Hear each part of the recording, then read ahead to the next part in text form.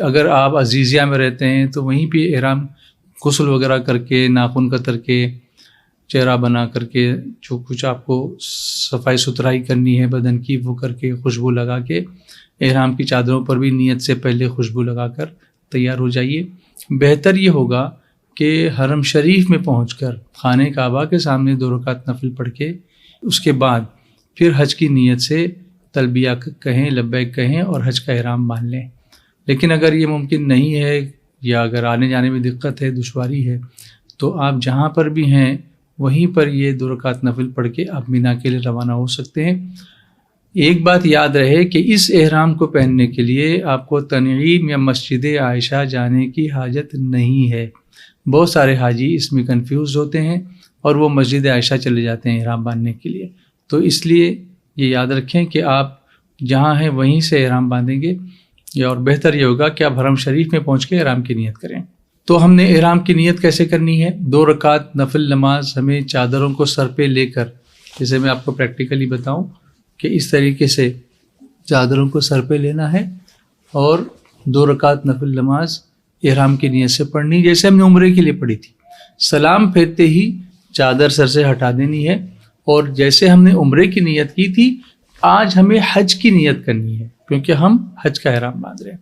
تو وہ نیت کیسے ہوگی؟ دیکھیے، اللہم انی ارید الحج فیسرہ لی وتقبلہ منی، اے اللہ میں حج کی نیت کرتا ہوں تو اس کو میرے لیے آسان فرما اور میری طرف سے قبول فرما۔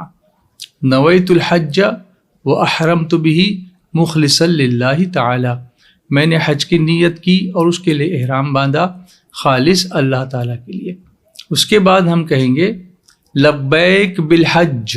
یاد ہے نا آپ کو، جب ہم نے عمرے کا احرام باندھا تھا تو ہم نے کہا تھا لبیک بالعمرہ، لیکن چونکہ ہم حج کا احرام باندھ رہے ہیں تو ہم کہیں گے لبیک بالحج، اور اس کے بعد لبیک پڑھیں گے لبیک اللہم لبیک لبیک لا شریک لک لبیک ان الحمد والنعمت لک والملک لا شریک لک لبیک اللہم لبیک لبیک لا شریک لک لبیک ان الحمد والنعمت لک والملک لا شریک لک لبیک اللہم لبیک لبیک لا شریک لک لبیک ان الحمد والنعمت لک والملک لا شریک لک۔ حاضر ہوں مولا، میں حاضر ہوں، حاضر ہوں، تیرا کوئی شریک نہیں، میں حاضر ہوں۔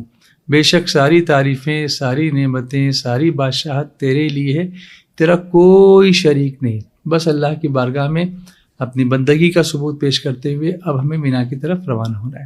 لیکن مینا کی طرف کبھی یہ بھی ہو سکتا ہے کہ بسیں ہمیں رات کو ہی لے جا کر کے چھوڑ دیں اپنے ٹینٹ میں، تو جیسے جس کی سہولت ہوگی اس طریقے سے معلم آپ کو پہنچائے گا۔ مگر سنت یہ ہے کہ ہم صبح فجر کی نماز مکہ مکرمہ میں ادا کر کے جب سورج کوہ صفا پر چمکے تو اس وقت مینا کے لیے روانہ ہوں۔ لیکن سب کے لیے ممکن نہیں ہوگا، اس لیے آپ ٹینشن نہ لیں، اس سے کوئی دم وغیرہ واجب نہیں ہوگا۔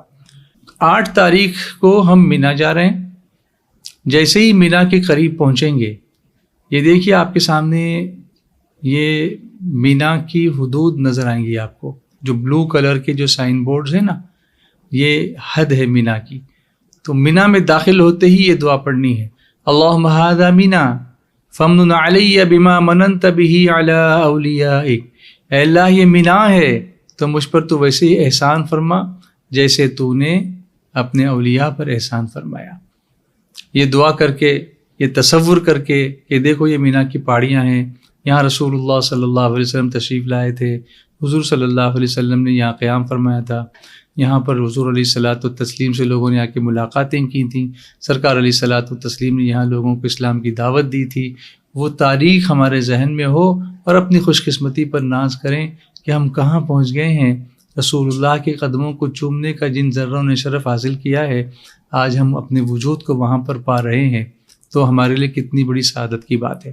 جب آپ مینا کی طرف جا رہے ہوں گے تو آپ کو رائٹ سائڈ میں سیدھی طرف ایک مسجد نظر آئے گی، اس مسجد کی امیج ابھی آپ کے سامنے ہے، اس مسجد کو کہتے ہیں مسجد خیف۔ یہ وہ مسجد ہے جہاں 70 انبیاء کرام نے نمازیں ادا فرمائی ہیں۔ اس کی زیارت کیجیے اور آگے بڑھیے، اپنے ٹینٹ میں پہنچ جائیے۔ یہاں پر کوئی مخصوص عمل آپ کو کرنے کے لیے پابند نہیں کیا گیا، بس اتنا ہے کہ آپ اپنے امام کے ساتھ، کوئی سنی امام آپ کے ساتھ مقرر کر لیجیے اپنے گروپ میں، اور اس کے پیچھے آپ ظہر، عصر، مغرب، عشاء اور 9 تاریخ کی فجر یہ پڑھیے۔ اس کے ساتھ ذکر، درود، لبیک، دعا، استغفار، تلاوت، جو بھی اللہ کا ذکر آپ سے ہو سکتا ہے اس میں وقت گزاریے۔ کھانے پینے میں، بات چیت کرنے میں، ایک دوسرے کے عیب نکالنے میں وقت گزارنا یہ مناسب نہیں ہے۔ ہاں لیکن جو رات آئے گی نا، وہ 9ویں شب ہوگی، جو شب عرفہ ہوگی، اور شب عرفہ میں ایک دعا بہت ہی مجرب ہے، اور وہ دعا ابھی ہم آپ کو دکھاتے ہیں۔